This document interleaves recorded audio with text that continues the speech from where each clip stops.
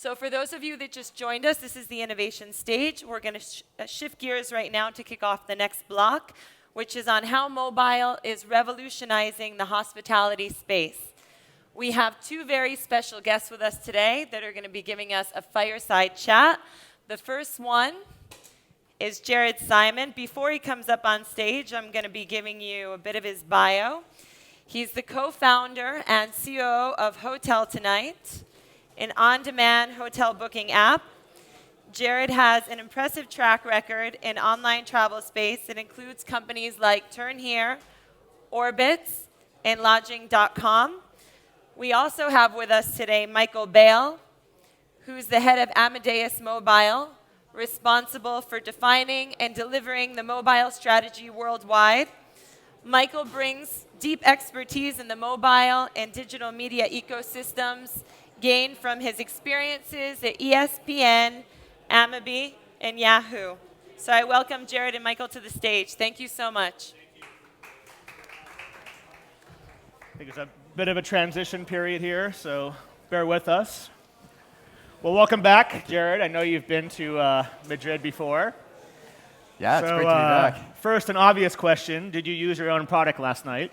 I used my own product, booked a great hotel on the Gran Via. Roommate Oscar, I would recommend it. Roommate Hotels, an amazing group. And talk about serendipity. I had never heard of this chain. I'm new to Madrid myself, but that's, I think, some of the power of your brand is not only can you have a functional booking of a hotel, but also vicariously you can learn about other hotels you otherwise wouldn't have. And maybe for those unfamiliar in the room, you can describe what your company does and the unique flavor of even the curating of content and how you actually label that content. Sure. So at HotelTonight, we believe that travel should be a fun experience. It should be spontaneous. It should be exciting. It should be a process of learning something new, finding out something new about a place. And so HotelTonight stands for finding new hotels, finding new places that you wouldn't necessarily have thought of before.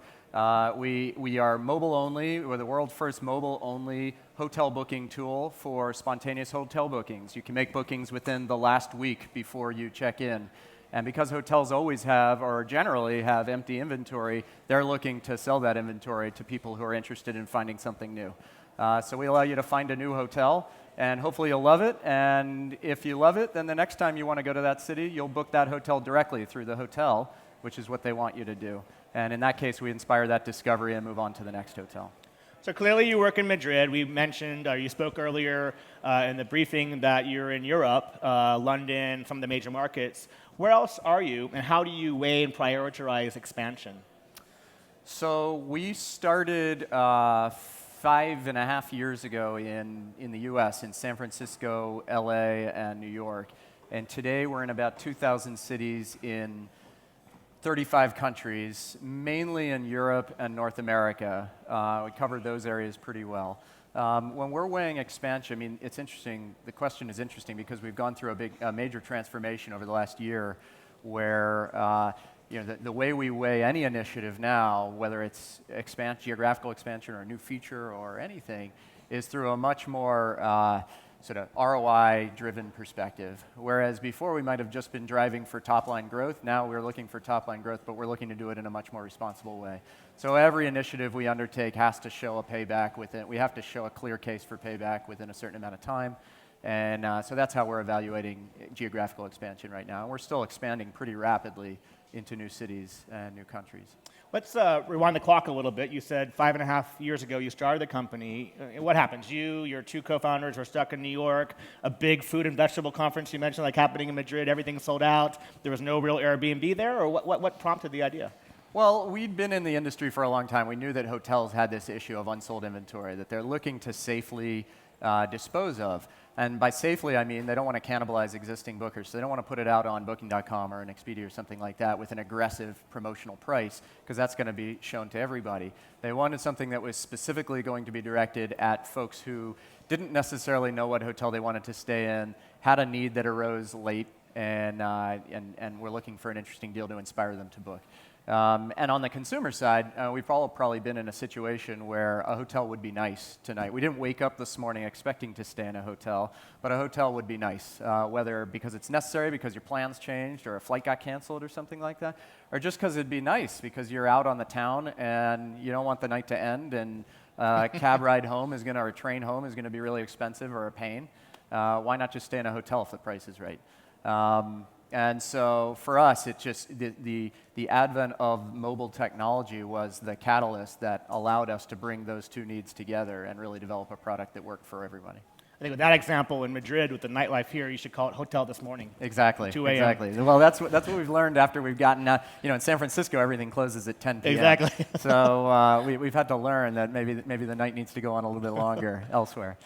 You've spoken of cultural vision, and as myself, a disciple, if you will, of Tony Hsieh and his creation of Zappos and all of the literature around the happiness of employees. Where did you and your founders from day one have and weigh that as importance, and what have you done to grow it, maintain it? You've gone through some ebbs and flows as every startup does. How do you keep the culture? Yeah, this has been a sort of job one for us from the very beginning. We've all been through the startup ecosystem and the roller coaster, and we know that, you hear the cliche, and I've lived the cliche of a founder who has a product idea and raises some money and gets started with their product, and then 6 months later sort of picks their head up and looks around and realizes they don't know anybody that they're working around, or certainly there's nothing they like about the people they're working around. And so we wanted to make sure that before we hired a single person, we really thought hard about what our cultural vision was, what our people vision was for the organization, because frankly, life's short, and I want to work around people I want to work around, and I want to work around people who are going to make the best impact on what I'm trying to do. And so we really thought about what that vision was going to look like, what the kind of person was that we wanted to work with, and we've been very, very disciplined about only working with those kinds of people, sometimes to our detriment in terms of being able to hire rapidly, which we want to do, and particularly in an area like San Francisco where hiring is really, really competitive. Specific things we've done, for instance, early on, well, it exists today, we had a rule, we refused to hire anybody from another online travel agency, for instance. And there's nothing against other online travel agencies, very, very smart people and have done really well, but the culture is different from what we wanted to create. The culture of how they interact with hotels is not always partnerly. It's almost poisonous. It can be confrontational, and we didn't want to create that here. So we wanted to hire really, really smart people who came with a fresh perspective, who just want to solve problems, and it worked really well for us. Another tangible example of how culture sort of trumps everything at HotelTonight is we've got a policy of maniacal transparency at the company. I mean, people come in and they hear the things that we talk about, and it's crazy that we trust our employees to the extent that we do with information that most companies would never share. But it works because it empowers our employees. We want people who have an ownership mentality and an ownership stake in the company and feel like they're owners in the company. And we want people who are willing to take lots of risks. And you can't take risks unless you know how we failed in the past. And you can't know how we failed unless we've been totally transparent about that. And so it's worked really, really well to develop. There's some examples I've heard the trade press cover where I think you had some more fiscal judiciariness in the company where whether it's credit card payment terms or other examples of innovation of where I think frugal, not cheap is a slogan you guys use. Yeah. What are some examples where people have felt empowered and they've really made a difference financially? Well, I mean, the credit card payment terms are a really good, interesting one. I mean, we found that particularly as we've gotten into other countries, acceptance rates are much lower, and we've had people who have dived into that on their own sort of volition and figured out ways to deal with it so that we can accept more credit card payments.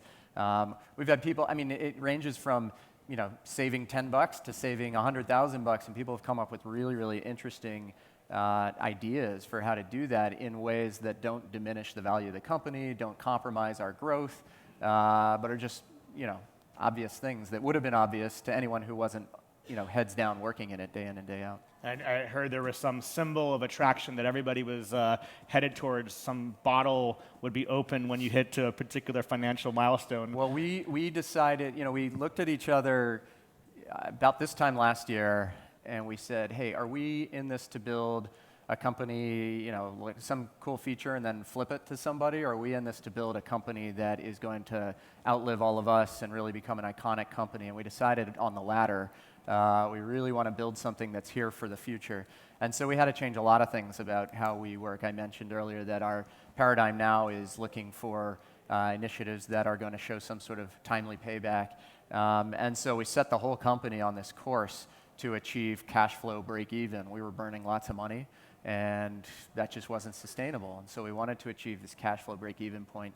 And we set our sights on doing it by August of this year. And the goal was for everyone, we had a cage in the shape of our logo that contained tons of bottles of alcohol and some M&Ms. That's a normal and things Friday like that here, too. but okay. And the idea was that we could unlock the cage as soon as we hit profitability. And we ended up doing it in April instead of August, so it was a really exciting time for us. Talk to us further about hiring and hiring practices. You have, I think, spoken around titles and some of the caution one would consider around titles and title inflations, I think, and particularly maybe of the culture of where people have had experience, say, in travel agents with a higher title and volatile title. Where is your philosophies in this? And is there a magic number as you find the talent and increase of which you're at a tipping point to retain that culture? Whether it's a new office expansion in London, how do you instill best practices as you grow? Well, titles is a good example. Pay is another good example of things that, in order to, how do I put this? We want to attract somebody who understands that the value of working at a company like ours is actually a collection of different items, a portfolio of things, among which is getting paid, among which is getting a great title, but also things like being able to learn a lot or being able to master something or being able to make a huge impact and all those kinds of things. So we actually, in terms of tangible things like comp and title and things like that, we're very, very disciplined about that. We don't negotiate on things like that when we're hiring someone. We go out and we survey the market and we figure out what's fair and we stick there. So someone who's looking to over-index on getting an inflated title or something like that is just not, they're not going to be, there's nothing wrong with that person. People are at different phases in their life and they have different needs and there's nothing wrong with that. But it just wouldn't work at our company with the roller coaster that we're on. And so we maintain a lot of discipline around those kinds of things, and that's helped maintain the culture for sure. The tipping point in terms of when culture becomes more difficult to maintain, frankly, I feel like it's been difficult the whole time. There's never been a time where I felt like we've just been able to sail through. But I started really noticing it last year, which was the first year that we were hiring more people outside of our San Francisco headquarters than inside our San Francisco headquarters. And that felt like a real inflection point for us. Communication becomes more difficult.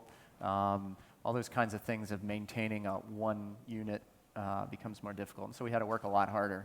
We had to start building a much more robust people team. We had pushed back on having HR for a long time because we didn't want to be that big company. But there comes a time where it's necessary to have people who can facilitate the kind of communication you need, and it's worked out really well. Bring us back, and we'll stay rather in 2010. Your colleagues have left your companies. You're bootstrapping. Walk us through that first product development cycle. I think it was quite accelerated.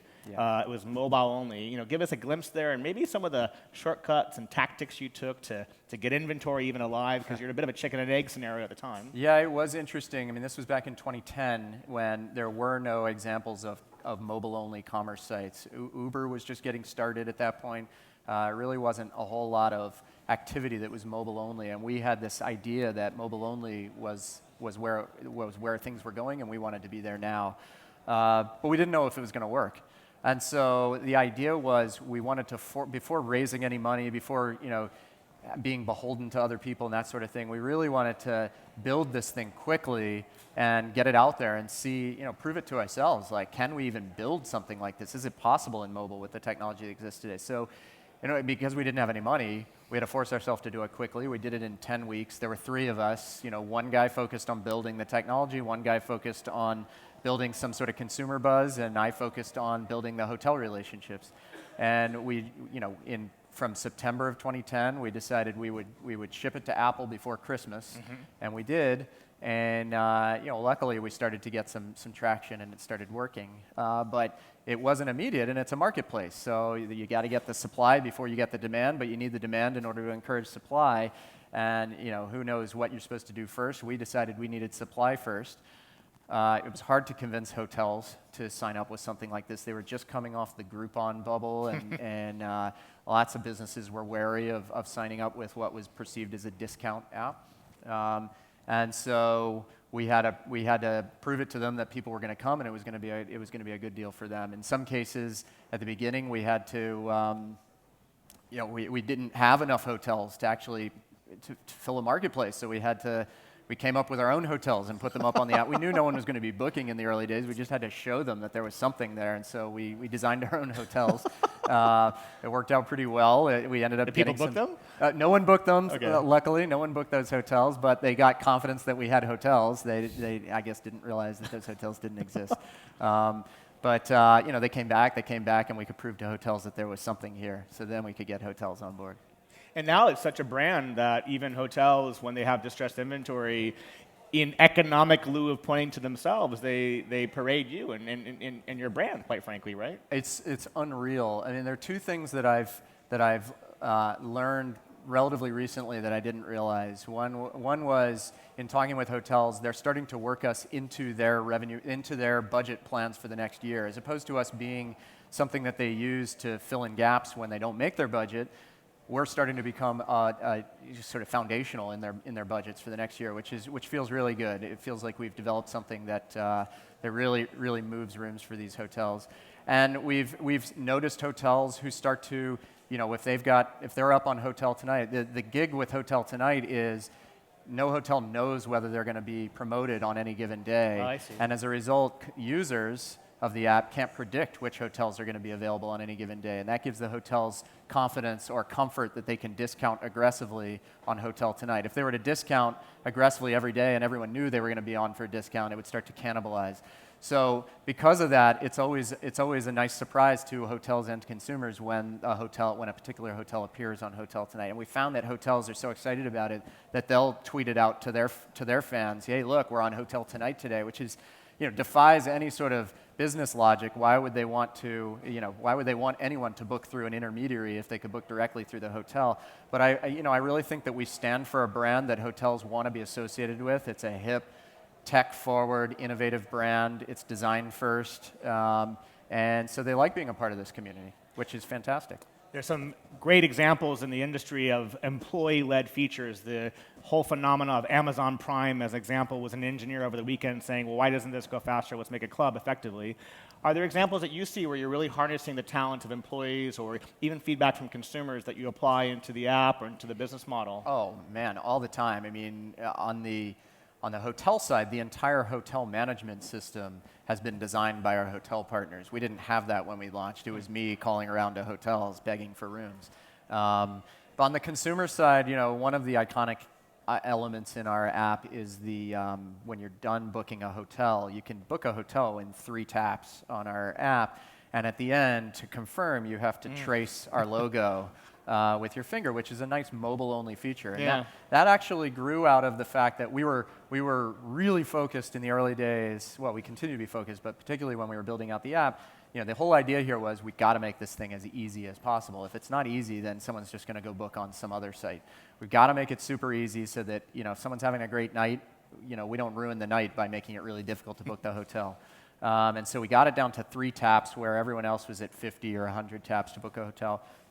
And we put it out there, and it was super easy, and it was great, except that we started getting calls from people that, their 4-year-old just booked a hotel because it was too easy. And we realized that's not good. We can't cancel these things. We need to figure out a way to make it a little bit more difficult. And so one of our engineers came up with the trace the logo feature as a way to ensure that you're not 4 years old. You can or drunk. Yeah.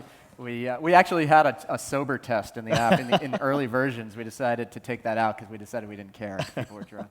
But anyway, the trace the bed feature has become iconic, and that came from one engineer who had this great idea, and it really leveraged what we are, which is mobile only, and it became this iconic feature.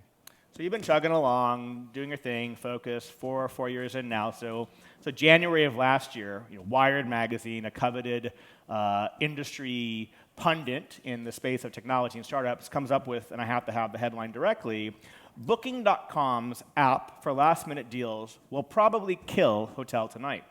And that was foreshadowed in January, allegedly 2015. But some news has happened in the last 2 weeks, and perhaps might you share that news and your thoughts of what's happened to the Booking.com app. Has anyone ever heard of Booking.com? No, I'm kidding. In the U.S., actually, very few people would have raised their hands if I had asked that question. Yeah, Booking.com is a company that seems to have some traction. And, just can't get rid of them. Yeah, they seem to be around. But and HotelTonight actually has some traction too, and Booking.com has noticed that, and as has Expedia and others who are sort of old line web era companies, and they want to get into this mobile game, and they see what we're doing, and they are upset that we've got better deals every day and whatnot when they've got a lot more leverage ostensibly.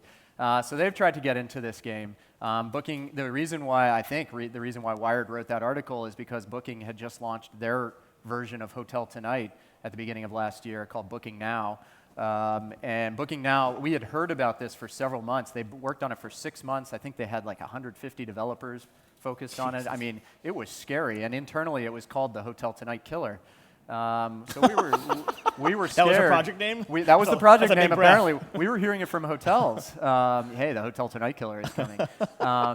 And so, we were scared. When we saw it come out, we rested a little bit easier because, the reality is, these technological revolutions come around every once in a while. And whether it's the online revolution, now the mobile revolution, and they bring with them a really different consumer mindset and societal mindset. And what we demand as society in this mobile world is very different from what we demanded in the web world. In the web world, we demanded having all the information in the world at our fingertips and total self-sufficiency. We didn't want to deal with people anymore, any of that. In this mobile world, we're looking for a bit more authenticity. We're looking for a curated experience. We're looking playful. for...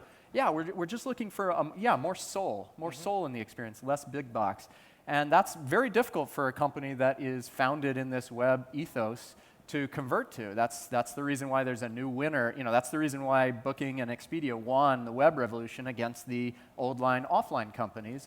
Why we believe we will be the winner in this mobile revolution. And so the nice thing about that HotelTonight Killer that was launched a year ago is that Booking quietly pulled it from the shelves 2 weeks ago and shut it down because it just doesn't work. And just to put some perspective, I did some sleuthing with a firm called App Annie, which effectively is a ComScore or Nielsen in the app space. And I think at its peak this year, Booking.com now, so again, that's a big breath, and that's part of its problem, I think, was its branding, was 20,000 downloads a month. I mean, really wasn't going to be competitive in that focus. It's hard. It's hard to port a web experience when you've got consumers who are expecting that kind of experience. It's hard to port it over to a mobile experience. It's not possible. You got to start from scratch and build something. Both philosophically, and obviously they leveraged, quote unquote, their existence from the web, which also puts a lot of pitfalls. Even nomenclature like clicks doesn't exist in mobile, it's swipes. So we'll turn over the question to the audience in a few minutes, just a few more remaining questions. You're unique in both your name, you're quite myopic and focused, HotelTonight, and you're non-pivot. The companies of Twitter of the world have pivoted from their origins. How have you not pivoted? And yet I've seen you've bought companies like Prima Table, which I think is like a fork, or the Open Tables of the world. Do you anticipate distressed inventory purchases outside of hotels in the future, if you can comment? On HotelTonight? Yeah. So we... Or even in the company portfolio.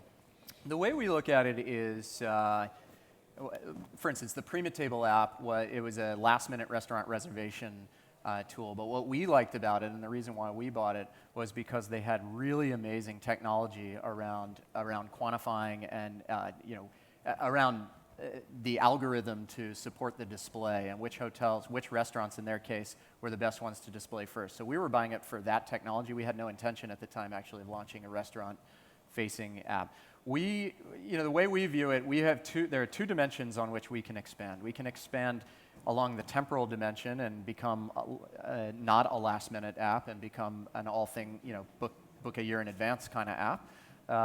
Or we can expand along the sort of adjacent verticals dimension and move into other last-minute type verticals like restaurants or spas or clubs or anything like that. Both of these are tremendous opportunities for us and great options. Our view is we're opportunistic, never say never, but right now, the opportunity that we have in front of us is so enormous. There are two things that we talk about. If we exhaust the opportunity in hotels, or if we find that we've perfected our product for this hotel opportunity, then it's time to move into something else. But until then, we've got a small team, we've got to stay focused, and there's a giant opportunity here. And frankly, I don't see either one of those things happening anytime soon. I mean, the hotel bookings is a $600 billion industry. 50% of that is booked within the last week. Mm-hmm. It's a huge opportunity of which we've only scratched the surface. And in terms of perfecting the product, I know myself, I know my team will never feel like we've perfected the product. So we've got a lot of work to do just in this vertical. In recent months, you've publicly disclosed that you wish to go public. The question I have is, do you still consider yourself a startup? And perhaps other than bankers, what kind of companies come knocking on your door to potentially partner with you? Well, so to clarify, we wish to be in a position where we could go public, but any number of dynamics will determine whether we want to go public at that time. I mean, being in the position to go public sort of, to us, is a proxy for being a sustainable long-term company, and then we can make our own mind up as to what we're going to do. We want to do whatever is going to grow this company as fast as possible and build that iconic company that we can. If that means going public, great. In terms of whether we consider ourselves a startup anymore, I consider us a startup because of the fact that we're still figuring a lot of things out. And to me, it's that mentality that is the difference between a startup and a company that sort of has the formula down and is just stamping out new products for 20 years kind of thing. I've been told that in Europe, I shouldn't use the word. I shouldn't say that we're a startup. Our PR guys hate me whenever I say that because apparently it makes us seem less credible. We do have some heft. We are on track to generate a lot of revenue this year. But I would still consider our mentality is that we're still figuring things out. We're still in a process of discovering things. We've got companies looking to partner with us all the time. We're looking to partner with companies all the time. In Spain, we've had a successful partnership with a company called BookMe, where we've promoted to each other's customer bases. There are nice adjacencies there that work out well for us. In the U.S., we've partnered with big credit card companies. We have one, Capital One, right now. We're doing a big promotion with them where they're offering a 10% discount to all their Capital One card holders if they book on HotelTonight. So they're really interesting opportunities for partnership. What apps do you use? Where do you get inspiration personally while using mobile-first devices? Well, see, I get asked this from time to time, and I don't have a sexy answer to this question because I'm the ops guy. I'm interested in just getting things done. I'm not the design side of the house, so I don't really have an appreciation for that kind of stuff. I like apps that just allow me to get things done faster, more easily. So the ones I like are the ones that are really functional, not multi-purpose. They've got a really, really nice focus. The ride-hailing apps are fantastic. I like apps that take advantage of the mobile the mobile device and this method of interacting with business. So the ride-sharing apps, the photo-sharing apps, things like that are the ones that I really appreciate. We have some time, I think, for one or two questions from the audience. I don't want to be the monopolist here, so if there's some unshy people, please raise your hand. In advance of that, I'll ask one question. In the future, there's a lot of traction right now, I think, from Mark Zuckerberg's launch in April of chatbots and messaging bots and bot. And if you look at APAC, and I know you're not as present there, but the likes of WeChat, some 40% of Ubers that are hailed are through WeChat. There's examples of where you can circumvent the front desk, open the door with the app, and I believe you do that too. So where are the trends of the future? Is it chatbots? Is it opening door technology with HotelTonight? Where does this lie with the consumer experience? Well, like I said, our whole mission was to bring the soul back into travel, bring some emotion back in, bring the humanity back in. So moving to we've staked a claim that bots are not the future for HotelTonight. This is not what we believe people want in a travel experience.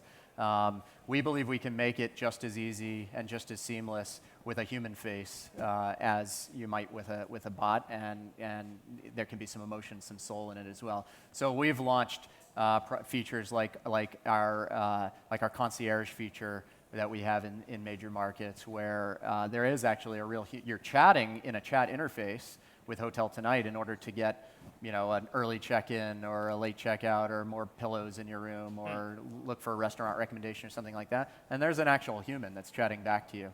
And we believe as long as we can figure out ways of doing that efficiently, that's a much more enjoyable experience, a much more personalized and human experience. Questions from the audience? We have 1 minute remaining. Well, I'll turn it over to Jared, a question to the audience, perhaps.